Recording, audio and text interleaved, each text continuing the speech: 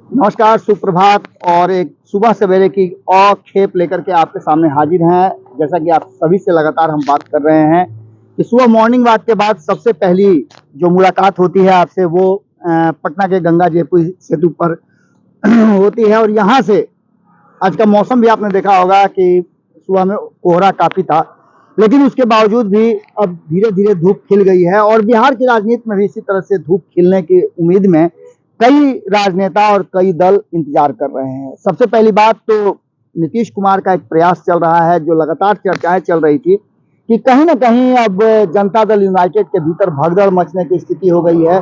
कई ऐसी बातें सामने आई हैं जिनको लेकर के नीतीश कुमार परेशान हैं और इसके लिए वो हर तरह का हथकंडा और कहा जा रहा है कि परिवर्तन करने के लिए तैयार है। जनता दल यूनाइटेड को एक बार फिर से संगठित रखने और एकजुट रखने की कोशिश में नीतीश कुमार लगातार लगे हुए हैं, लेकिन कितने सफल होंगे ये भी एक सवाल है। इन सवालों का जवाब खोजने के लिए नीतीश कुमार कल जनता दल यूनाइटेड के कार्यालय पहुंचे। कार्यालय में पहुंचे तो कई तरह की बातें सामने आई। आपको जैसा कि हमने पहली खबर में बता ही दिया है कि जब नीतीश कुमार पहुंचे तो लोगों को इंतजार था कि नीतीश कुमार उनसे मैन टू मैन, 1-to-1 बात करेंगे, लेकिन ऐसा संभव नहीं हुआ क्योंकि नीतीश कुमार के इर्द गिर्द जो एक घेरा है वो घेरा नीतीश कुमार को अकेले नहीं होने देता है। हो सकता है कि नीतीश कुमार का डर भी हो, या फिर यह भी हो सकता है कि नीतीश कुमार के साथ क्या बातें हो रही हैं, कितनी गुप्त बातें हो रही हैं, ये जानने नहीं देना चाहना एक बड़ा कारण हो सकता है। पूरी तरह से नीतीश कुमार के इर्द गिर्द चक्रव्यूह रचा गया है। उस चक्रव्यूह को तोड़ना किसी के लिए भी बड़ा मुश्किल होगा।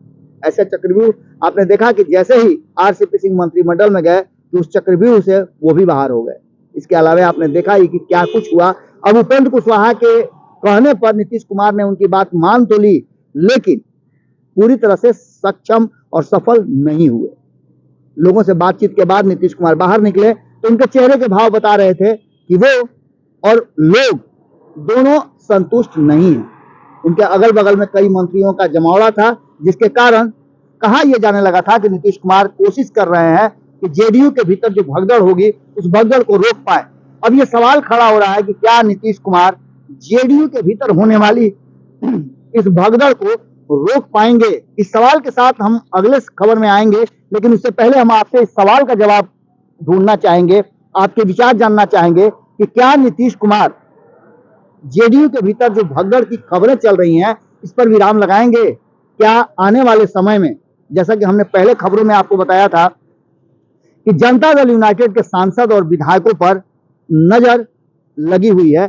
इसके बाद आपने मीडिया में देखा होगा, कई खबरें आपके सामने आई होगी। जो खबर हमने 2 महीना पहले बता दिया था वो खबर अब मीडिया की सुर्खियां बनी हुई है कि नीतीश कुमार के खेमे में जाल फैलाया जा रहा है। उनके विधायकों पर, उनके सांसदों पर डेरे डाले जा रहे हैं। और ये बिल्कुल वही है जिस तरह से हमने कहा था, क्योंकि 40 सीटें अब भारतीय जनता पार्टी के पास है और उस 40 सीटों में वो मोल भाव कर सकती है और किसी को भी ऑफर दे सकती है।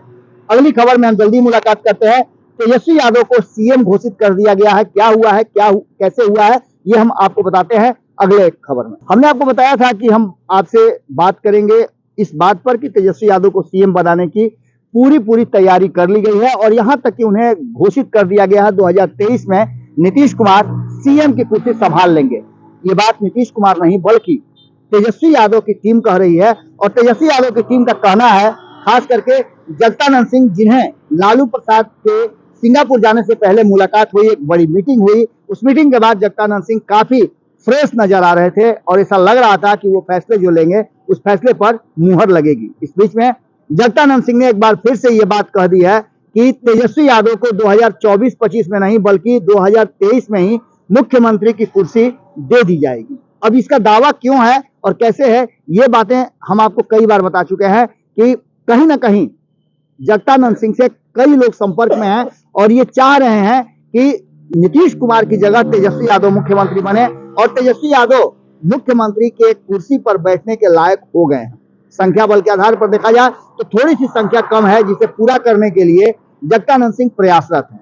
इन सारी बातों को लेकर के जैसे ही 2025 में तेजस्वी यादव को मुख्यमंत्री की कुर्सी देने की बात हुई, जनता दल यूनाइटेड के साथ साथ राष्ट्रीय जनता दल के भीतर भी खलबली मच गई।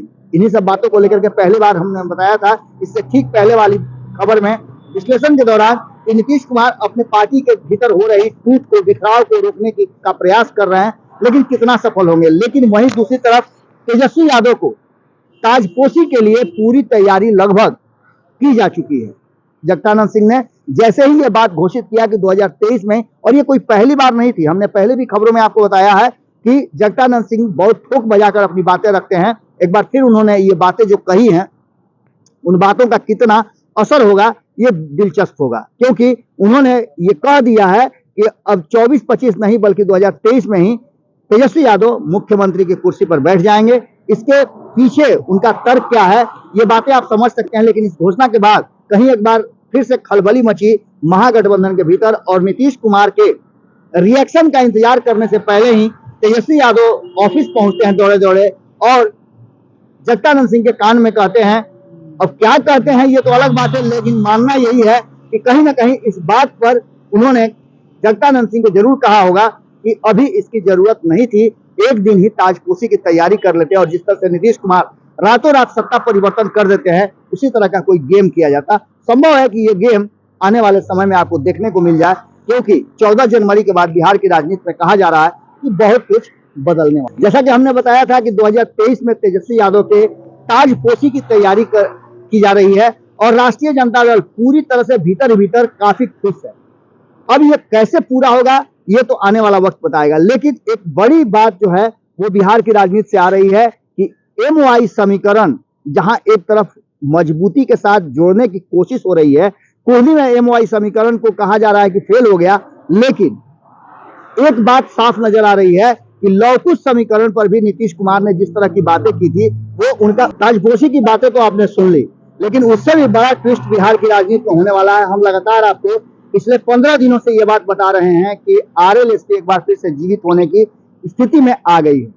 RLSP के जो नेता हैं वो इस बात को मानने के लिए तैयार नहीं है, लेकिन कहा यह जा रहा है कि कभी बहुत करीब रहे उपेंद्र कुशवाहा के लोग दिल्ली में बैठ करके RLSP के कैसे वापसी हो उस पर मंथन शुरू कर चुके हैं। और इससे भी बड़ी बात यह है कि कोहली चुनाव के बाद नीतीश कुमार के टूटे हुए लवकुश समीकरण को एक बार फिर से जोड़ने और उसे शिफ्ट करने की तैयारी शुरू हो चुकी है। भारतीय जनता पार्टी बहुत बारीकी से बिहार को देख रही है, और नीतीश कुमार ने जब से यह कहा है कि वो नरेंद्र मोदी के विरुद्ध विपक्ष को एकजुट करेंगे, उसके बाद से और अलर्ट मोड में आ गई है भारतीय जनता पार्टी। भारतीय जनता पार्टी चाहती है कि 2024 से पहले नीतीश कुमार का जो सारा समीकरण है वो ध्वस्त हो जाए। एक तरफ जहां शराबबंदी को लेकर के नीतीश कुमार पर दबाव पड़ रहा है कि नीतीश कुमार शराबबंदी समाप्त कर दें, जिससे कि महिलाओं का जो वोट उन पर शिफ्ट होता है वो समाप्त हो जाए। नीतीश कुमार भी कम खिलाड़ी नहीं है, राजनीति के जाने माने खिलाड़ी हैं, लेकिन एक जगह वो फेल कर रहे हैं, वो है उनका लवकुश समीकरण। और लवकुश समीकरण एक बार फिर से दम तोड़ता हुआ नजर आ रहा है नीतीश कुमार के पक्ष से, क्योंकि जैसे ही RCP सिंह को उन्होंने हटाया और इसके साथ साथ उसने किसी सवर्ण को, यानी लवकुश की पार्टी कही जाने वाली जनता दल यूनाइटेड में एक सवर्ण यानी भूमिहार समाज से आने वाले ललन सिंह को अध्यक्ष बनाया और उनको कंटिन्यू भी किया दूसरी बार।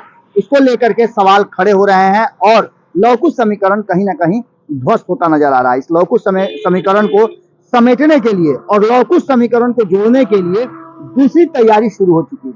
आपको बता दें कि इस समीकरण को जोड़ने के लिए भारतीय जनता पार्टी ने जो दांव खेला है वो काफी महत्वपूर्ण है। एक तरफ जहां उपेंद्र कुशवाहा नाराज हैं और अपने कुनबे को लेकर के वो काफी परेशान है, उन्होंने खुल करके कहा भी है कि जो लोग हमारे साथ थे उन लोगों को अब तक सही प्रतिनिधित्व नहीं मिल पाया। इसके साथ साथ RCP सिंह भी काफी गुस्से में है और इन दोनों बातों को लेकर के एक बात तो साफ नजर आ रही है कि लवकुश समीकरण को जोड़ने के लिए अगर उपेंद्र कुशवाहा और RCP सिंह एक साथ आ जाते हैं तो बिहार की राजनीति में एक बड़ा ट्विस्ट होगा और नीतीश कुमार से लवकुश समीकरण पूरी तरह से छिन जाएगा। इन सारी बातों पर लगातार दिल्ली में मंथन का दौर जारी है और इस मंथन के बाद एक बात तो साफ नजर आ रही है कि कहीं ना कहीं जो कुछ भी दिल्ली में हो रहा है उसकी धमक बिहार में भी देखने को मिल रही है। बिहार में जो कुछ भी चल रहा है उससे आप इस बात से अंदाजा लगा सकते हैं कि नीतीश कुमार जो लंबे समय के बाद कार्यकर्ताओं के साथ बातचीत करने का सिलसिला शुरू किए हैं, ये दर्शाता है कि लवकुश समीकरण को एक बार फिर से एक साथ जोड़ने के लिए नीतीश कुमार तैयारियां शुरू कर चुके हैं। अब देखना दिलचस्प होगा कि जिस तरह से भारतीय जनता पार्टी कहा जा रहा है कि इस पूरे जो लवकुश समीकरण को नीतीश से छीनने की कवायद है उसमें अपनी पूरी सहभागिता निभा रही है। उसके बाद क्या कुछ निकल करके सामने आता है। कहा तो ये जा रहा है कि आने वाला साल देश और बिहार की राजनीति के लिए बड़ा ही उथल पुथल भरा होगा। 2023 को लेकर के जितने भी भविष्यवक्ता हैं वो अपनी बातें रख रहे हैं कि लेकिन राजनीति के लेकर के जो हमारी भविष्यवाणी है वो यही कह रही है कि बिहार में राजनीतिक रूप से काफी उथल पुथल होना है और इस उथल पुथल में नीतीश कुमार से उनका जो सबसे मजबूत स्तंभ है लवकुश समीकरण वो हाथ से जाता हुआ नजर आ रहा है। सवर्णों ने पहले ही उनसे किनारा कर लिया है। पार्टी के भीतर तेजस्वी यादव के साथ आने को लेकर के भी जबरदस्त ढंग से विवाद मचा हुआ है, पार्टी के भीतर खलबली है। लेकिन इन सारी बातों को लेकर के जिस तरह से आरसीपी सिंह और उपेंद्र कुशवाहा के साथ आने की बात की जा रही है वो एक बड़ा ही दिलचस्प मोड़ पर आकर के फंसा हुआ है। अब एक बात साफ नजर आ रही है कि बिहार में लवकुश समीकरण को अगर देखा जाएगा तो नीतीश कुमार नहीं बल्कि उपेंद्र कुशवाहा और आरसीपी सिंह के रूप में देखा जाएगा। लवकुश को जिंदा करने में ये कितना ज्यादा एक दूसरे का सहयोग कर पाते हैं ये बड़ी बात है। हमारे ऑफिस कार्यालय में आपने देखा होगा स्टूडियो में आकर के आरसीपी सिंह गुट के लोगों ने लगातार ये बात कही है कि लवकुश समीकरण को मजबूत करना और सबको ए टू जेड की पार्टी बनाना हमारा मकसद है और बिहार में लोगों को एक सूत्र में पिरो करके बिहार के विकास की बात करनी है, शिक्षा की बात करनी है, स्वास्थ्य की बात करनी है और इस पर हम पूरी तरह से फोकस्ड हैं। ये तभी संभव होगा जब नीतीश कुमार को गद्दी से हटाया जाएगा। यही बातें चिराग पासवान भी कह रहे हैं और भारतीय जनता पार्टी भी कह रही है। यही नहीं, महागठबंधन के भीतर भी जो दल हैं वो राष्ट्रीय जनता दल और जदयू को छोड़ करके सभी नाराज चल रहे हैं। देखना दिलचस्प होगा कि आगे बिहार की राजनीति किस करवट बैठती है। सुबह सवेरे में हम पटना के गंगा जेपी सेतु पथ से आज यहीं विदा लेंगे। कल फिर मुलाकात करने के वादा के साथ बहुत बहुत धन्यवाद। नमस्कार।